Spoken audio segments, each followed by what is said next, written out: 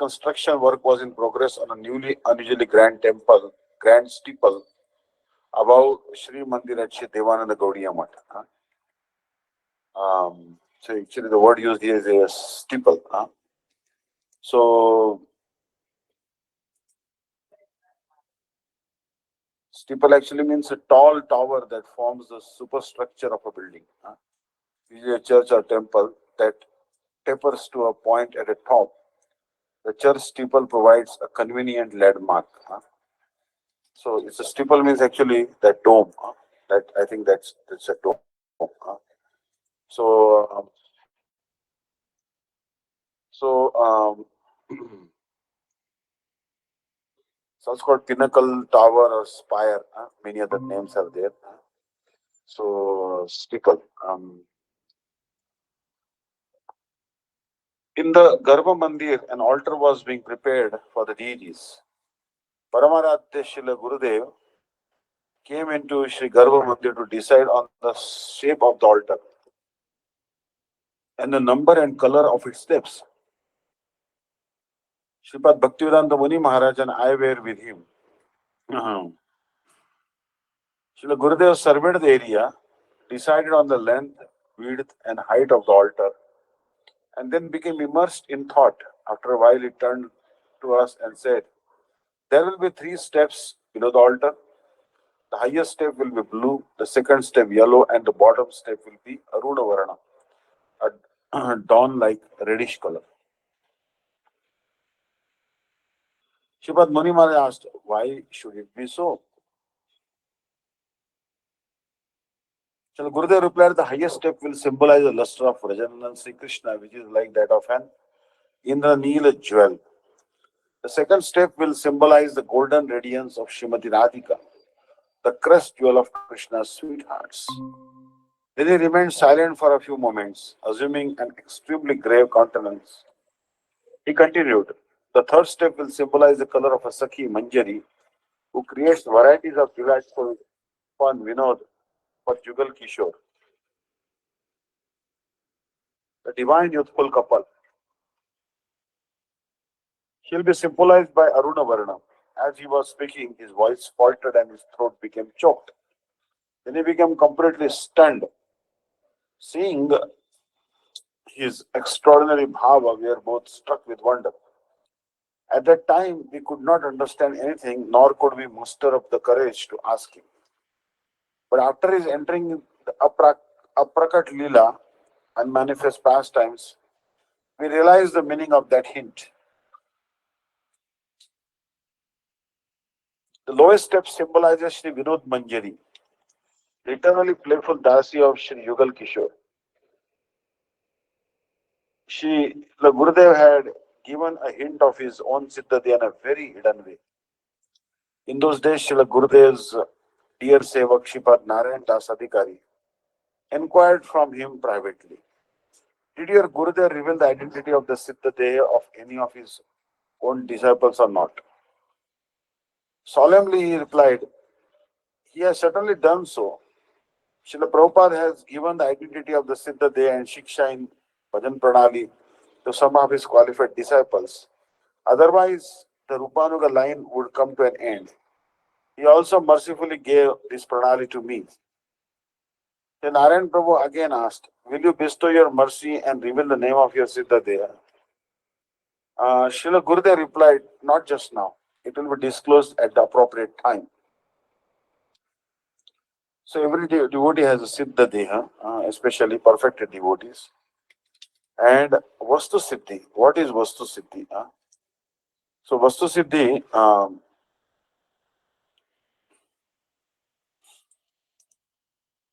it is told that Sri Chaitanya Mahaprabhu is saying that in the beginning one should keep nishtha, very firm faith in the core of one's heart. And at the same time behave like an ordinary people in order to sustain one's life. Slowly, when one's faith has become mature, one's worldly activities will also come to correspond with one's bhajan. That is, they will become favorable to bhajan. In such a condition, one should meditate on one's internally conceived Siddha Deha, which is suitable for the service of the divine couple. And in the core of one's heart, one should engage in the aprakrit mansa seva to Krishna. By following this procedure, at first one attains Swarup Siddhi, realization of one's eternal spiritual body.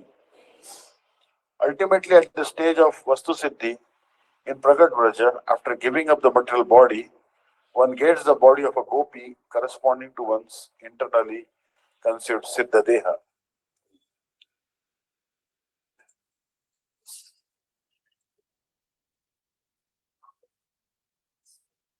By performing Kevala or Raganuga Bhakti, the Ananya Bhaktas of Bhagavan attain supreme perfection.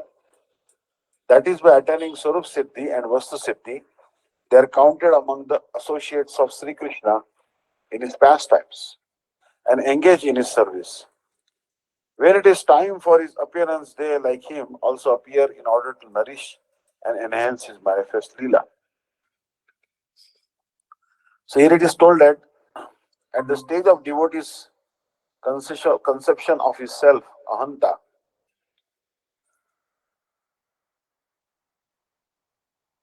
enters his perfected spiritual body, Siddhadeha, which is suitable for his cherished service to Bhagavan and which he will attain at Vastu Siddhi.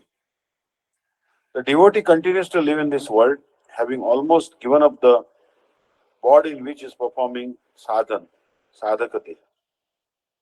His feeling of possessiveness, mamata in regard to Sri Krishna, awakens by begging for the honey of his lotus feet. The two states of ahanta, a sense of identity, and mamata, a sense of possessiveness, attach themselves to the body and the objects related to the body. In other words, when the living entity cultivates the false ego, that his present body, which is made of the five material elements earth, water, fire, air, and ether, which is real self or I, and that is wife, children, and other comforts for sense gratification are mine,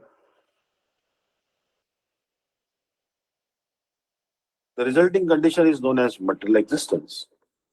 The Brahmagyanis, those endowed with knowledge of Brahma, burn these two tendencies due to which they feel a false sense of proprietorship in the fire of knowledge and thus they become liberated.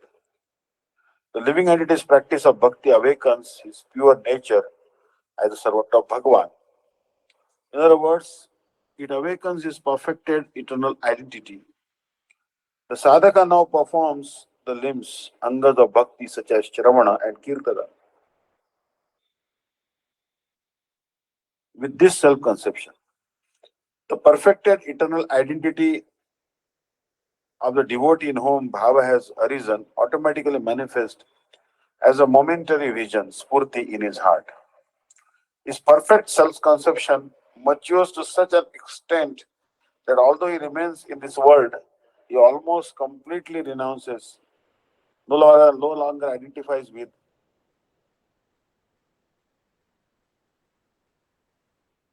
his present body as a sadhaka. His sense of possessiveness is absorbed in relishing the nectar honey of the lotus feet of the divine couple, just as a bumblebee is absorbed in relishing pollen. The sadhaka who has developed bhava becomes almost completely free from sense of identity in relation to his material body, which is made of five elements. He also becomes almost entirely free from a sense of possessiveness for anything related to it, mine.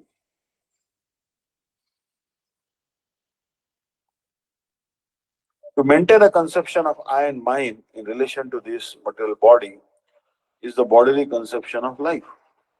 The Jatarati sadhaka becomes free from this misconception. However, his true conception of I really deepens only in his perfected spiritual body, a Siddha Deha, which is fully suitable for serving Sri Krishna. A material body cannot render transcendental service to the divine personality of Godhead.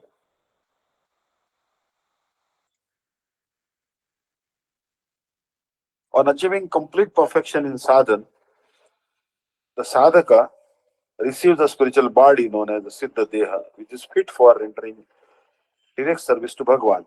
While meditating on the Siddha Deha, the sadhaka renders service to Sri Krishna that nurtures his desire mood.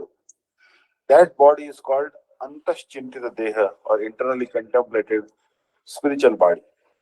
The spiritual body of those on the path of ardent, spontaneous devotion, Raganuga Marga in Madhur Bhava is that of a young cowherd maiden of Vrindavan. In this process of worship, the sadhaka maintains the self-conception of being a maid servant of Srimati Radhika, Radharani. The Jatratika Bhakta regards this perfected body as his real identity and becomes almost free from identifying with his present body. A strong sense of possessiveness, mamata for serving Sri Krishna's lotus feet, awakens within him. Despite attempting to conceal the jewel of bhava, it is identified by the learned. Such a bhakta praptam maharatnam krupana iva janebhyo bhavam gopayan api shanti vairagya dinam aspati bhavam लसल्ललाटम एवांतर्धानम एमांतर्धनम कथयन्तीति न्यायेन तद्विज्ञ साधु गोष्ठ्याम विदितो भवेत् अन्यत्र तु विक्षिप्त इति उन्मत्त इति सज्जत इति दुर्लक्षताम गच्छेत्. At this stage, the devotee behaves like a miser who has attained the great jewel of bhava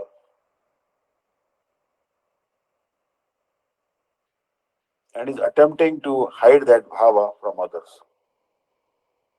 But just as a bright forehead indicates internal wealth, the characteristics that take shelter of him, such as tolerance and renunciation, allow learned saintly persons to identify a devotee who has reached the stage of bhava, the Jatrati Bhakta. However, since to the general populace he appears to be deranged and intoxicated, ordinary people cannot easily identify his actual spiritual position. The devotee conceals his internal mood, but when the Rati awakens, many symptoms manifest in him that he cannot conceal, despite his endeavor. Persons who know the conclusive truth about devotional service, Bhakti Tattva, easily identify those symptoms, but ordinary persons who lack knowledge of Bhakti cannot. Rather, due to their misunderstanding, they consider such a devotee to be insane and intoxicated. In Bhakti Rasamrita Sindhu 1.3.25-26, Rupa Goswami has described some of the symptoms of the Jadarati Bhakta.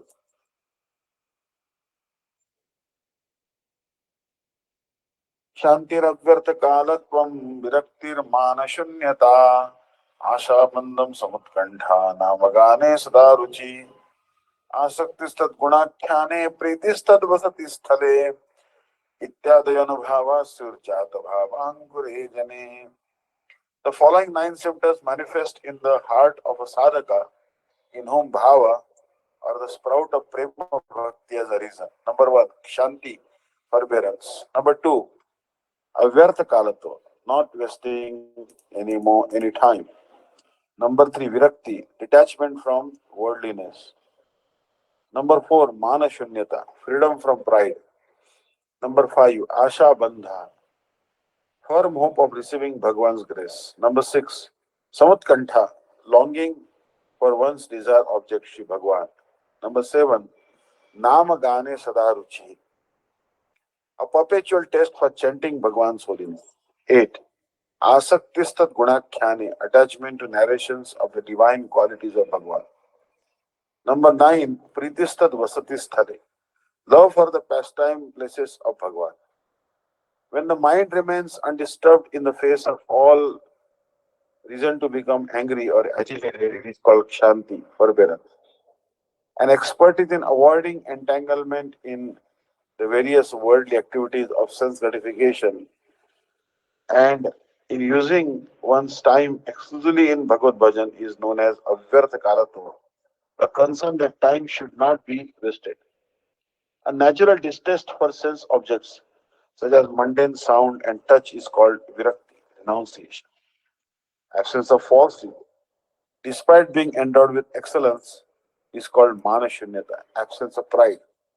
The strong expectation that one will most certainly attain one's cherished desire of service to the lotus feet of Bhagavan is called ashapadha, firm hope. The strong greed to attain one's desired object is known as samutkanta, great eagerness.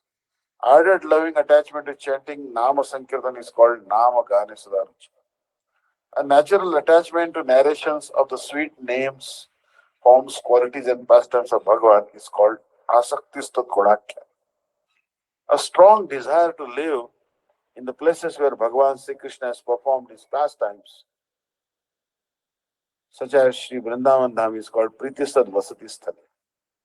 These symptoms are seen in sadhakas as soon as the mere sprout of this rati awakens in their heart. A person may display the symptoms of shedding tears or horripilation, but if the above mentioned 9 symptoms do not manifest in him, then it is to be understood that rati has not yet awakened. It is a softening of the heart that is the actual root symptom of rati.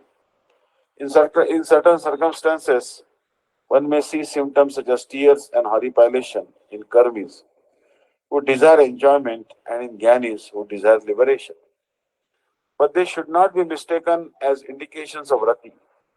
Rather, one should regard them as the mere semblance of rati abhas. Rati abhas is of two types: a reflection of the semblance of rati, pratibimba rati abhas, and a shadow of the semblance of rati, chaya rati abhas.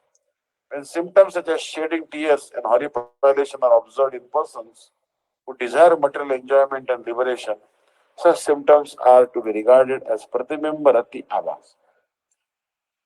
If one observes that persons who are ignorant have developed these symptoms due to their association with devotees, one should understand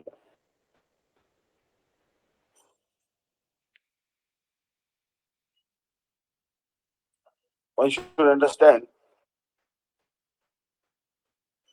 such symptoms to be chaya rati abhas.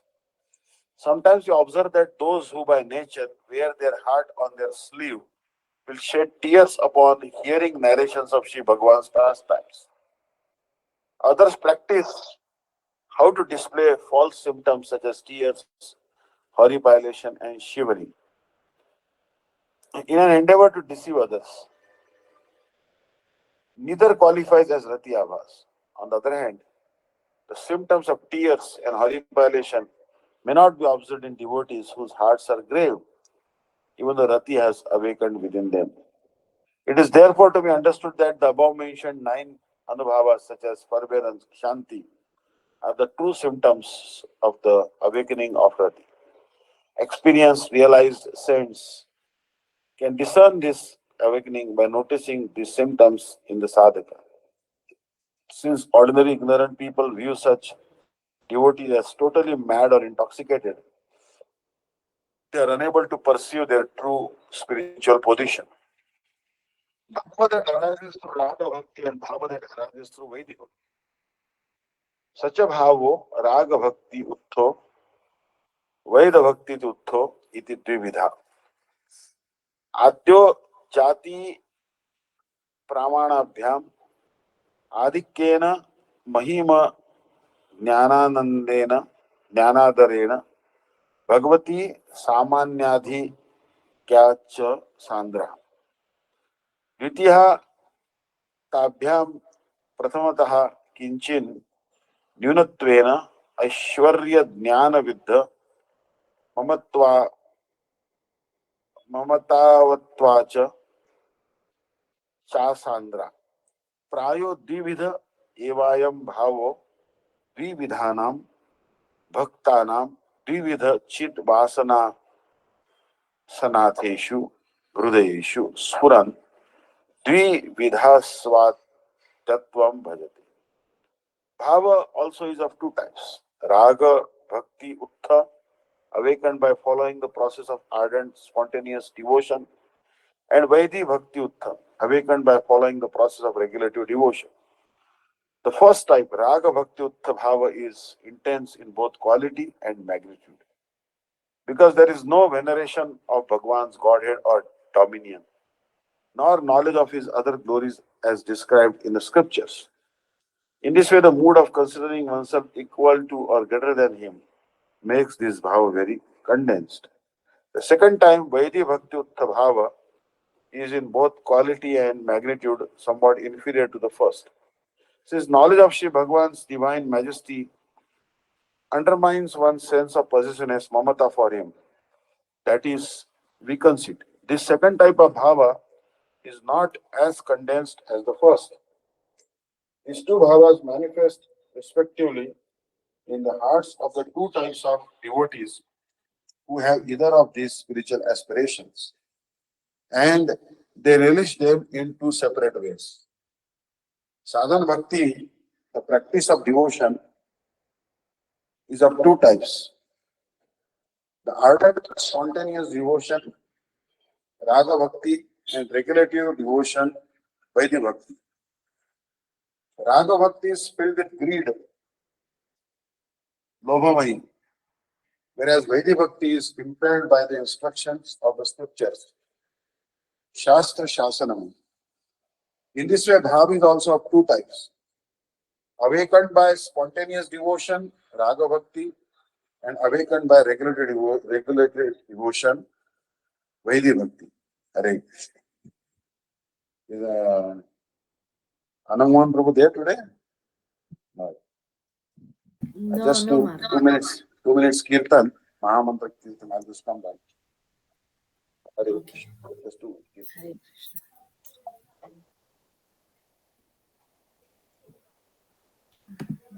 Yes. Nicole, you like to sing Mahamantra? Maharaj will come back. Yeah, okay, Hari Bol.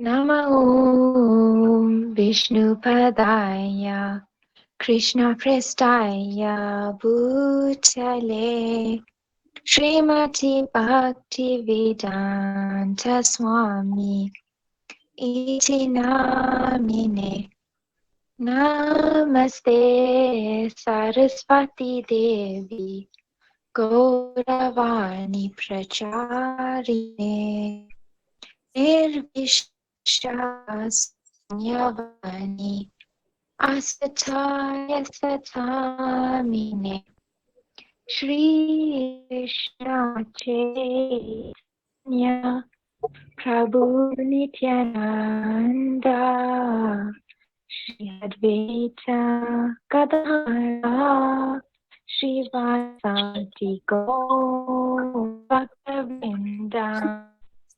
Hare Krishna, Hare Krishna, Krishna Krishna, Hare Hare, Hare Rama, Hare Rama, Rama Rama, Hare Hare, Hare Krishna, Hare Krishna, Krishna Krishna, Hare Hare Hare, Hare Hare Rama. Rama, Hare Rama, Rama Rama, Hare Hare.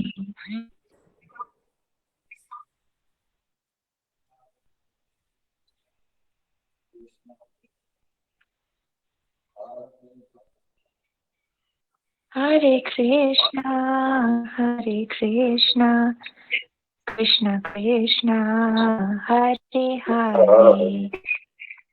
Hare Rama, Hare Hare Rama, Rama, Rama Rama. Rama, Hare Hare. Jai Ho. Thank you so much. Was it Nicole Didi? Krishna, Hare Krishna. Thank you so much. Hare Hare Krishna. Krishna. You have a very Yes, sweet ma'am. voice. Thank you. Hare Krishna. So, yeah, this is the medicine.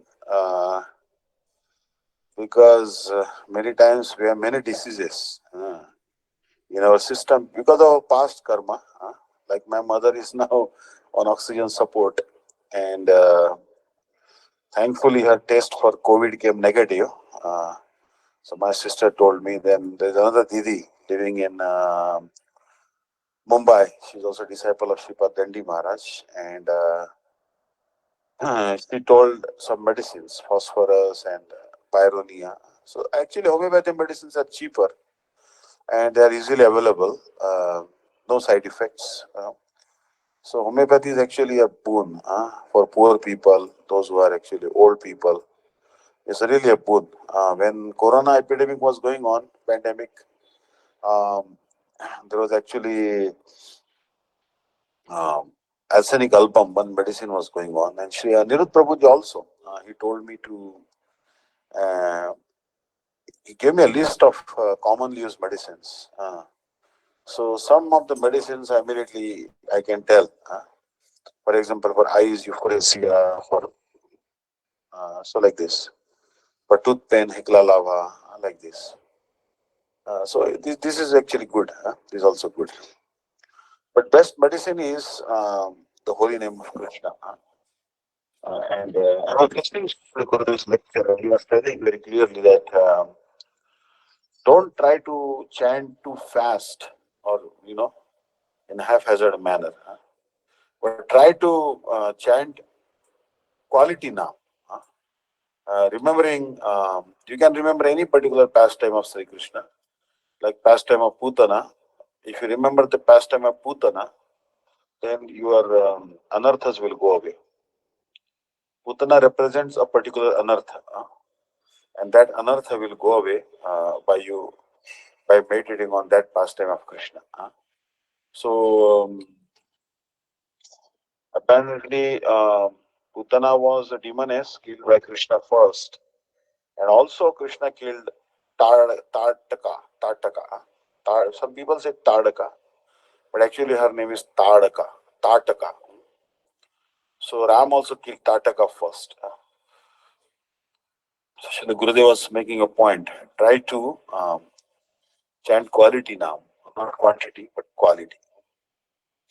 And slowly relishing the holy name and not speed, but we should try to chant the holy name nicely.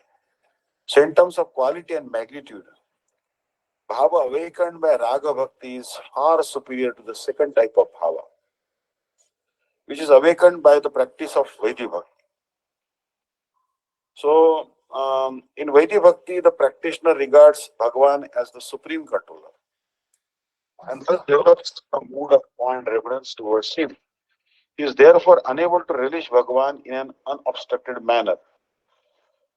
Any feelings of possessiveness, mamata, such a devotee has for Sri Hari are impeded by knowledge of his divine majesty. In Raga Bhakti, however, knowledge that Sri Krishna is the supreme controller does not arise in the devotee. As a result, that devotee's affection for him is devoid of feelings of awe and reverence. Their relationship is likened to the affectionate relationship between near and dear ones in this material world. Mora putra, mora sakha, mora pranapati. Krishna is my son. Krishna is my friend. Krishna is my dear most beloved. Chaitanya Charitamrita Adi Leela. Consequently, such devotees taste his sweetness without constraint. In this way, two types of bhava awaken, either by the practice of Vaidhi Bhakti or by the practice of Raga. In devotees whose hearts are filled with the transcendental pastimes of the Supreme Lord, thus enabling them to test Bhagavan's sweetness according to their respective inclinations. The import is that the type of bhava that arises through the practice of regulated devotion, Vaidhi Bhakti, is not condensed because it has a proclivity for devotion born of a fear of transgressing scriptural injunctions. Number two, a love that is mixed with knowledge of Bhagavan's divine majesty.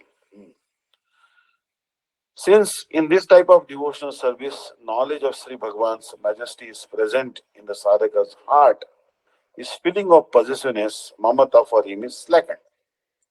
A feeling of hesitancy stays in the heart of the sadhaka, and he remains ever dependent on the rules and regulations of the scriptures. Therefore, Sri Bhagavan is never controlled by such Vaidhi Bhakti. The scriptures supply hardly any evidence of devotees who obtain Sri Krishna by practicing Vaidhi Bhakti.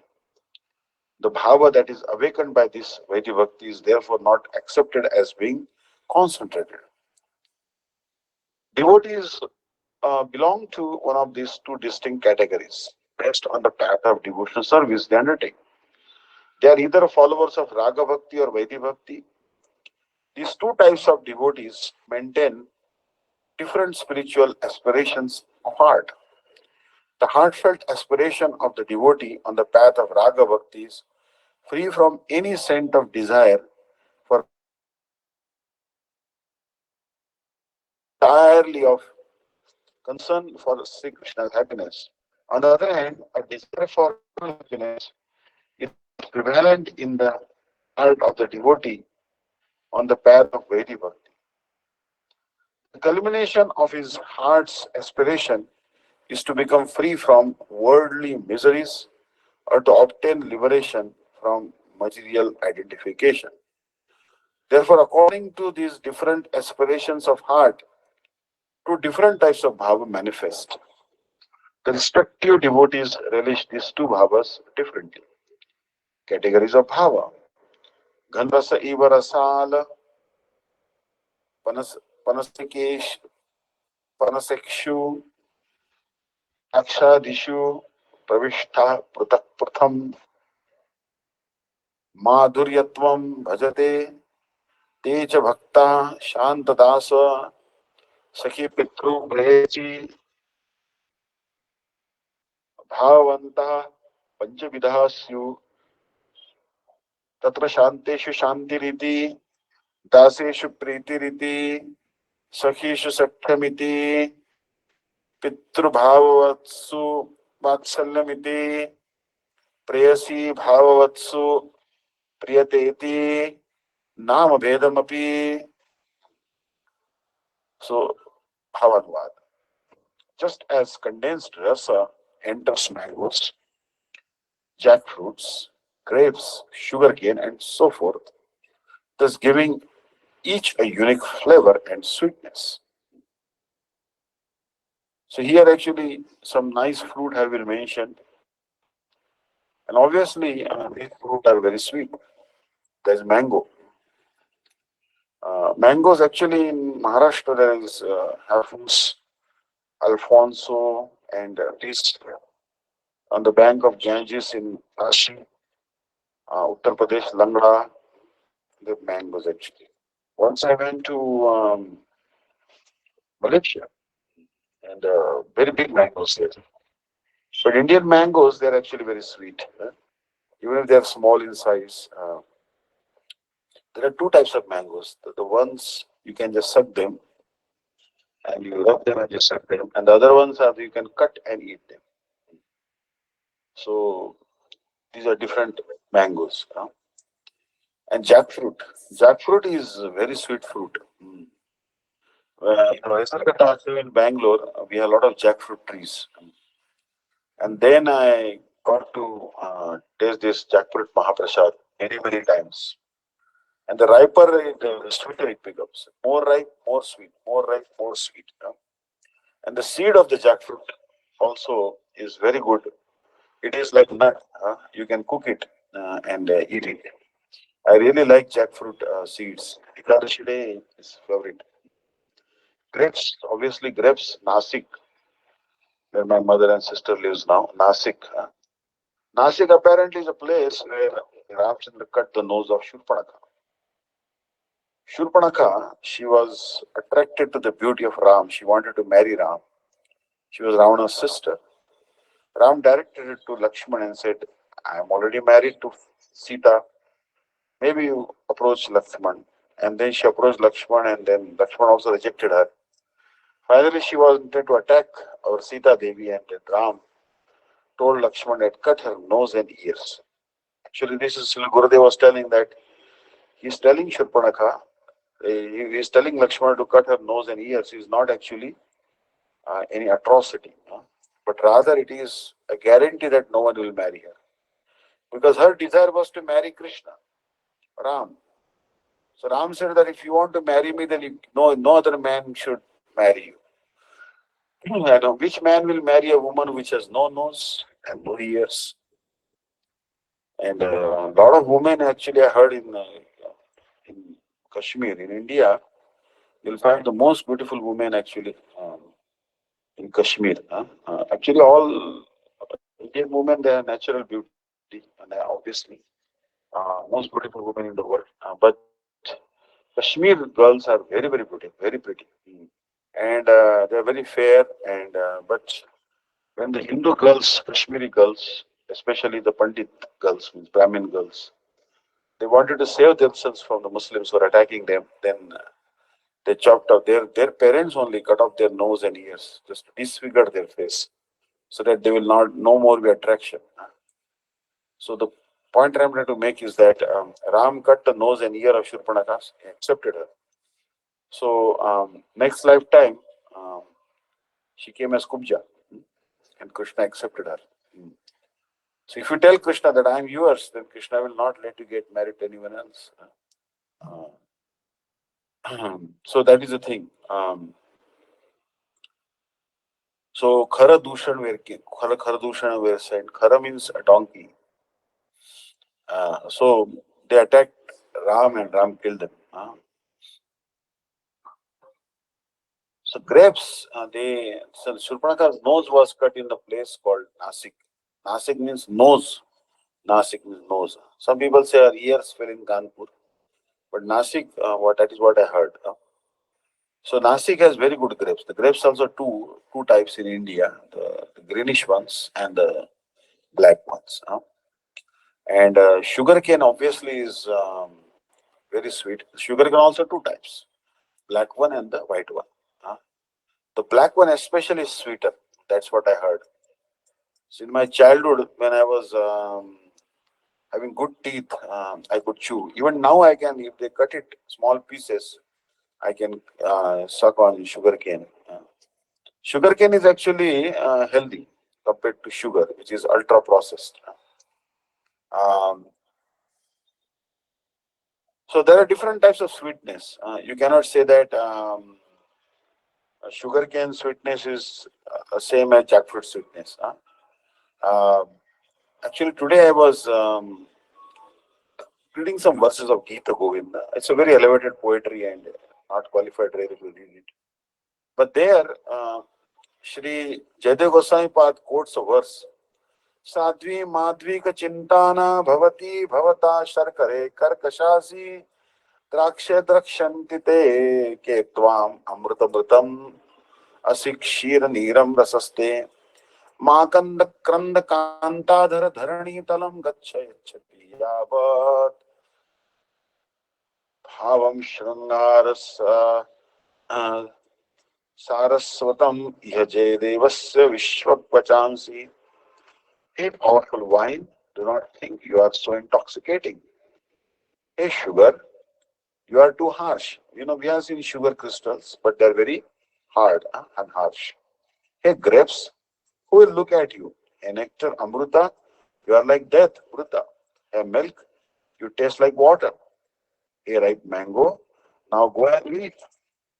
Hey, lips of a beautiful woman, now you can go to hell. As long as the complete essence of erotic love exists in the form of the auspicious, artful composition of Sri Jayadev, there is nothing to do. So Sri Jayadev is describing the sweet artistry of Gita Govinda.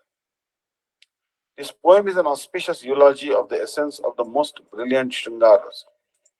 Its sweetness is so unparalleled that all other substances in the world have become insipid in its presence.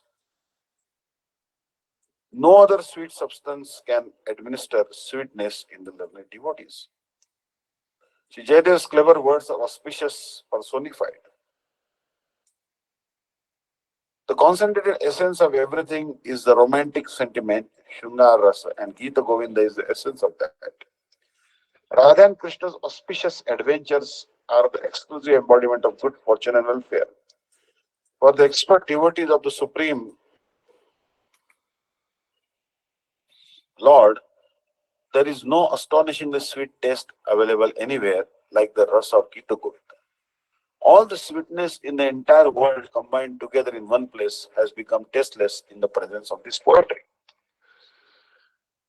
The authors say, hey, why? What will you think about now? What will you think about now? Your sweetness is in vain. What can your intoxicating effect do for the righteous devotees? Hey, sugar, what happened to your sweetness? How harsh you are.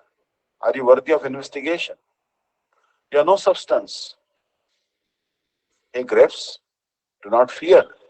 Can you, can any connoisseur of rasa ever look in your direction? A nectar, you should not be proud. You have died. Hey, milk, do not proudly think I am rasa, because your rasa is just watery, just water. Hey, ripe mango, you have to cry. The devotees who are expert at testing juice, rasa, will not be concerned about your growing old. Hey, lips of passionate woman, you also have no place. Go to Patal, the residence of the infernals. Those who are expert in relishing the rasa of this poetry do not experience any sweetness in you. This literature is nothing but auspiciousness in the beginning, the middle, and the end. And therefore, it is the ingredient cause of the Shubha auspiciousness. So actually, that is true. Jayadeva Goswami's poetry is very sweet. So Krishna's pastimes are always sweet. And especially if he can sing it and understand the meaning, so much rasa will come. Yahi Madhava, Yahi Keshava, Mavadakai Tavavadam, Mavadakai Tavavadam, Tamanu Sara Sara, Siharuhalochana, Yatava Harati Vishadam, Mavadakai Tavavadam. Our Srila Gurudev used to relish Gita Govinda very much. Different devotees used to sing to him and used to encourage us. Obviously, this is not for mundane people, common people, and not to be publicly discussed the meanings of this poetry. But I just read to you that the sweetness of Krishna's pastime is the sweetest thing in the world. So here, thus giving each a unique flavor and sweetness. Similarly, devotees are of five categories. According to the speciality of the Bhagavad, is the Shanta, the passivity. Shanta means passivity. And Dasya means servitude. Sakya means friendship. Vatsalya means parenthood. And Prayasya means amor. Those in the mood of neutrality experience Shanti, tranquility. Those in the mood of affectionate servitude experience Priti, affection. And those in the mood of friendship experience Sakya, friendship. Parents or elders experience Vatsalya, parental affection, and the beloved damsel's prayers experience Priyata, transcendental amorous love. In this way, the distinct nomenclature for each of the bhavas is given. Piyusha Varshini Vritti. The Bhakta possesses different types of aspiration to serve Sri Krishna, which are generally accepted as being of five types. Passivity, Shanta. Number two, servitude, Dasya. Number three, friendship, Sakya.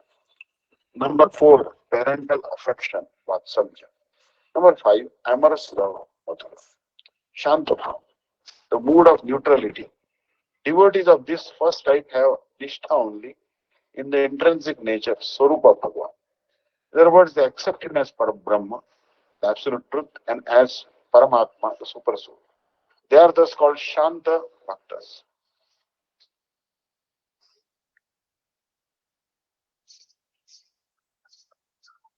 Afterbhav, the mood of servitorship.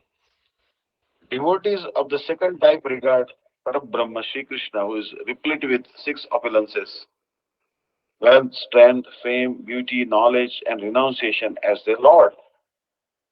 Along with having fixed faith in Krishna, like those with Shanta Bhav, they also possess the speciality of a master-servant relationship with Bhagavan. They regard Krishna as their transcendental master. Their mood towards him is known as Dasya Bhav.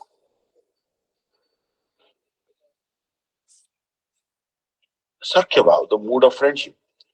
Devotees with an aspiration for this third type of bhava regard Sri Krishna as their friend. They are devoid of the mood of awe and reverence in which one thinks Sri Krishna is my superior and is worshipful. They already possess the two qualities of Shanta Bhava and Dasya Bhava, that is, fixed faith in Sri Krishna and a natural disposition to serve him, respectively. Moreover, they also have a mood of equality with Krishna that is filled with deep trust. Their dealings with Sri Krishna are just like those of friends. Their mood is thus called Sakhya Bhava. Number four, Vatsalya Bhava, the mood of parental affection. Devotees of the fourth type consider Sri Krishna to be the object of their tender caresses and nurturance. They regard him as their child and maintain a feeling of extreme possessiveness for him. Considering him to be their son, they nurture and protect him. Seeing his restlessness, they sometimes chastise him and sometimes even tie him up, as well as possessing the qualities of fixed faith in Sri Krishna as seen in the Shanta Bhav, servitude as seen in the Dasya Bhav, and unrestricted love bereft of feelings of hesitancy, awe and reverence as seen in the Sakhya Bhav. They additionally possess the mood of being Krishna's maintainer and nurturer. It is this that dominates. Their mood is thus called Vatsalya Bhav. Madhura Bhav, the mood of commerce. Devotees of the fifth type not only possess all the four qualities mentioned above, but they also serve Sri Krishna with all their body feelings. They are known as Sri Krishna's beloved sweethearts or kantas. Their mood is called Madhura Bhava. Thus, there are five different types of devotees based on differences in devotional sentiments. Just as there is an increasing degree of intensity in the taste and sweetness of grapes, sugar, cane, jackfruit, and mango, similarly, the sweetness relished and the inherent qualities present in Shantabhav are superior in Dasyabhav. And this progression continues for Dasyabhav to Sakyabhav, from Sakyabhav to Vatsalyabhav, and finally from Vatsalyabhav to Kantabhav, Madhurabhav. The following question may be raised. If there is a gradation of relish among the rasas starting with Shanta, would not everyone be inclined toward the mood, inclined toward the most excellent Madhurarati? Would not all other rasas thus be deemed worthless? We see that everyone has an inclination for the topmost object. In answer to this, Srila Rupa Goswami says, Yatottaram asoswada विशेषोल्लासमयी अपि रतिर वासनया sadvi bhasate kapi kasachit.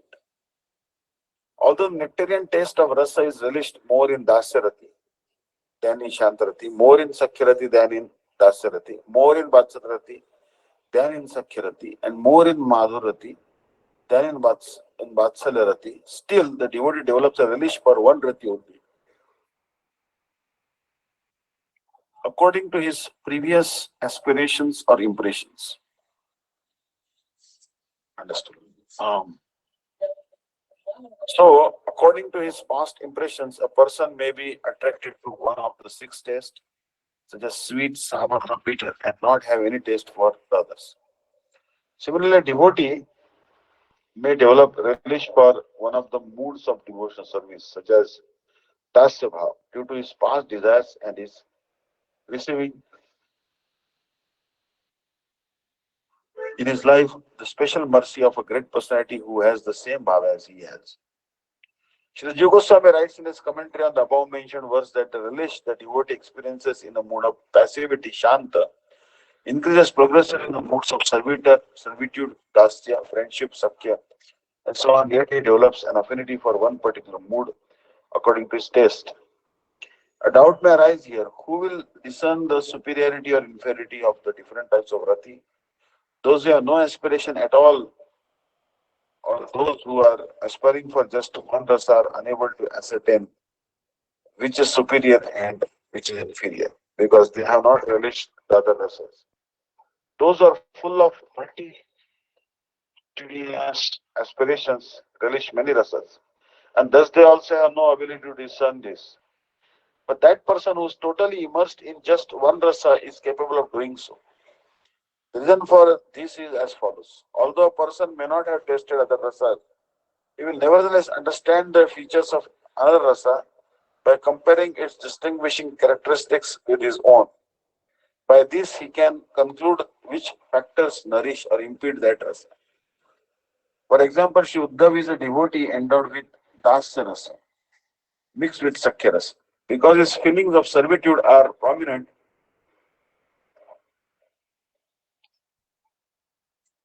he is known as a dasya bhakta.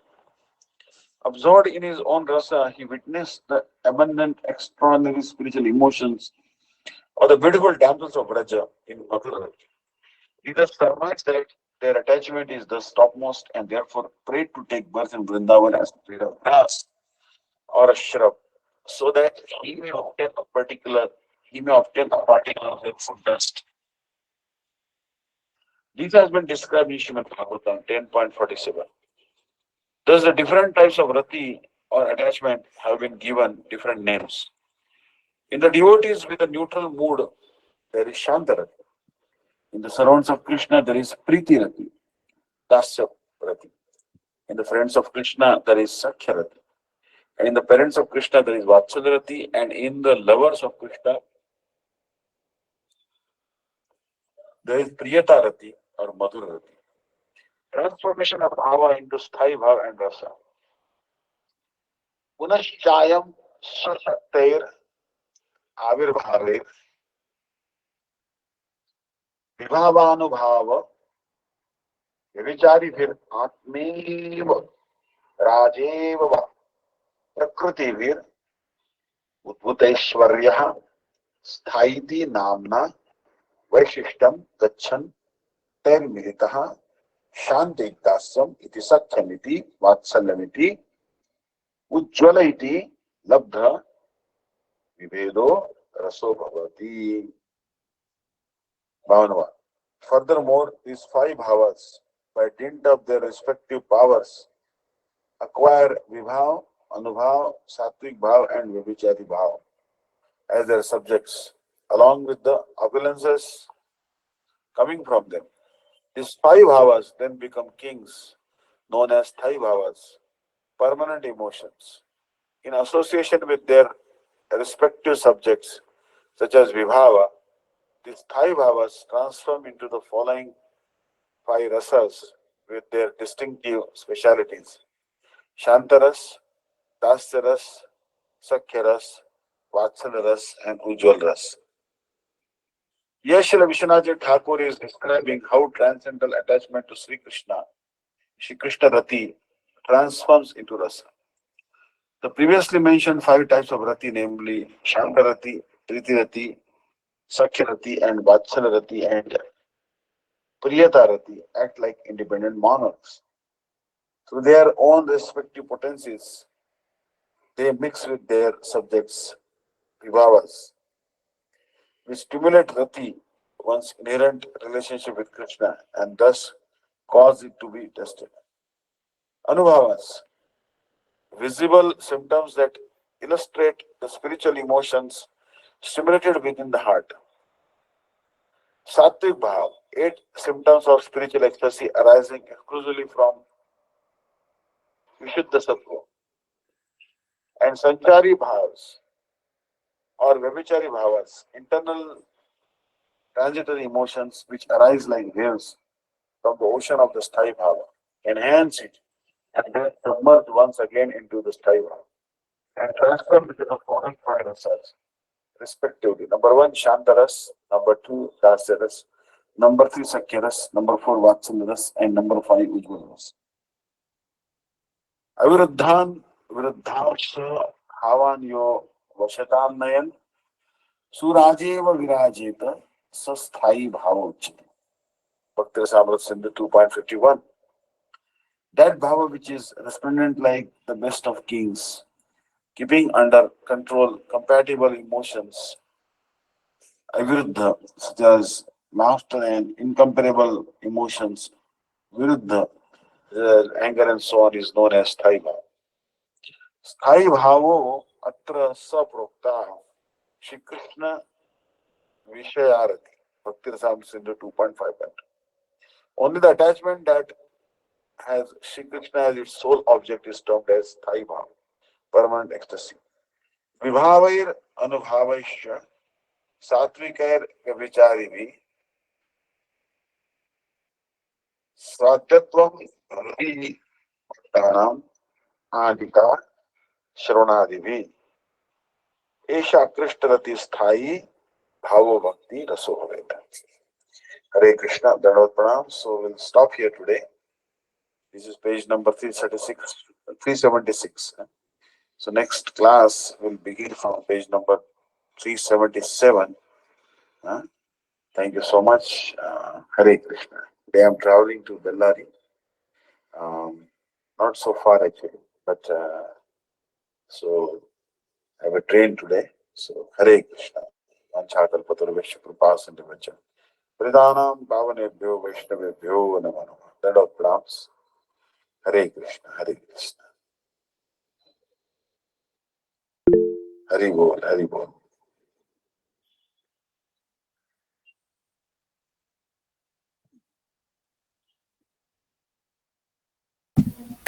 Hare Krishna Maharaj, Dandavat Pranams. Thank you so much. So Maharaj, what page did you stop at? Today is actually page number 377, beginning. Beginning of page number 377. 377. Okay. So we'll be, next time we'll discuss this particular, yeah.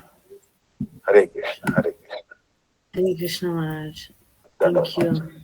Hare Krishna. Jai Divani, please Maharaj. जय जय श्री गुरु गौरांग गंधर विका गिरधारी श्री राधा बिहार जी की जय. जय मिथिला पृष्ठ गुरु शिष्य भक्तिदांत नारायण गोस्वामी महाराज गुरुदेव की जय. मिथिला पृष्ठम विष्णुपाद शिष्य भक्तिदांत वामन गोस्वामी महाराज की जय. मिथिला पृष्ठम विष्णुपाद शिष्य भक्तिदांत त्रिविक्रम गोस्वामी महाराज की जय. मिथिला पृष्ठम विष्णुपाद शिष्य मत गौरविंद गोस्वामी महाराज की जय. मिथिला पृष्ठम विष्णुपाद शिष्य मत भक्ति सिद्धांत सरस्वती गोस्वामी प्रभुपाद ठाकुर की जय. प्रेम से कहो श्री कृष्ण चैतन्य प्रभु नित्यानंद श्री अद्वैत गदाधर श्रीवासादि गौर भक्त वृंद की जय. जय श्री राधा कृष्ण गोप गोपी को गोवर्धन द्वार शिवनाथ मुनि मंडल की जय. गंगा जमुना तुलसी भक्त देवी की जय. जगन्नाथ बलदेव सुभद्रा चक्रजू की जय. सर्व विघ्न विनाशन भक्त विघ्न विनाशन नृसिंहदेव भगवान की जय. भक्त प्रहलाद महाराज की जय. चारों संप्रदाय की जय. चारों आचार्य की जय. चारों धामों की जय. आकर मठरा चैतन्य मठ की जय. हरिनाम संकीर्तन की जय. अनंत कोटि वैष्णव वृंद की जय. त्रिंडी स्वामी शिष्यमत भक्तिदांत दंडी महाराज जी की जय. नाम निष्ठ संत श्री अनिरुद्धास प्रभु की जय. मठेर सेवक वृंद की जय. धामवासी भक्त वृंद की जय. समागत भक्त वृंद की जय. हिताय गौर सिद्धनाथ प्रेमानंदे. हरि हरि बोल. क्षमा करो, दया करो, कृपा कर, रक्षा करो. गुरुवे गौर चंद्राय राधिकाय ददालये कृष्णाय कृष्ण भक्ताय तद्भक्ताय नमो नमः.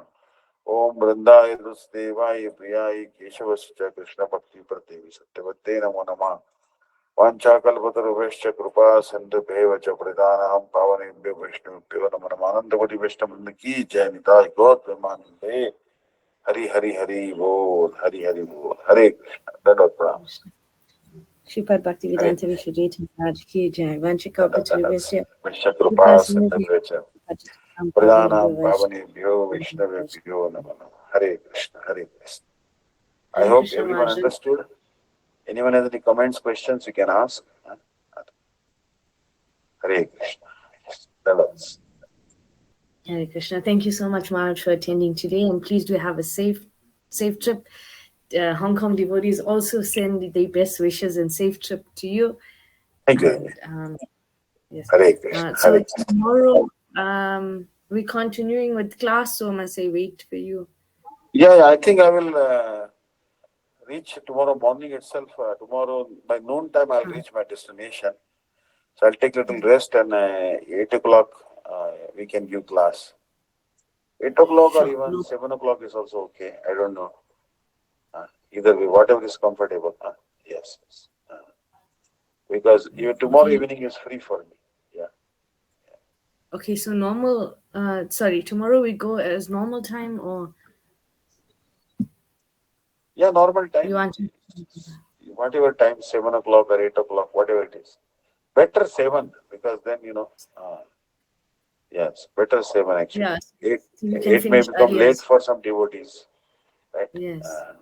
Yes. 7 is better, I think. Okay. Yes, Maharaj. So, sorry, Maharaj. Going forward now, do we start all our programs at 7 IST or just for now? Programs with you? Yeah, actually, it would be okay to do 7 o'clock. Only when I'm in Hosur, that's a different thing. In Hosur, I have to give a class at 7 in the evening there. As a result, in Hosur, when I go to Hosur, but other times, evening classes are not there. If I go to any temple in India, then there is a class at, sometimes evening classes are there. Like Hosur temple, I have to give some devotees come to see me in the evening. So I speak to them in Kannada and they translate to Tamil. So that is there. So case by case basis, we can go like that. Yeah. Depending on my destination. No problem, Maharaj. So going forward tomorrow, we're gonna change the time to 7 IST time. Yeah, yes. So that is which was 9:33 in Hong Kong, South Africa 3:30, and Guyana 9:30. So those are the devotees that are on right now. So going forward, we'll adjust the times, dear devotees, and we will postpone if Marge lets us know about the time. So take care, Marge. Have a safe trip. And thank you so much. your mom gets better. Take care, Marge. Hare Krishna. Thank you, Didi, for this class. Thank you, Nicole Didi, for singing nice Hare Krishna. Hare Krishna. Dandava Shaka Didi ki jai, Nicole Didi ki jai, समस्त वैष्णव वृंद की जय, निताय गौर प्रेमानंदे। Thank you, Maharaj. Thank you, Maharaj.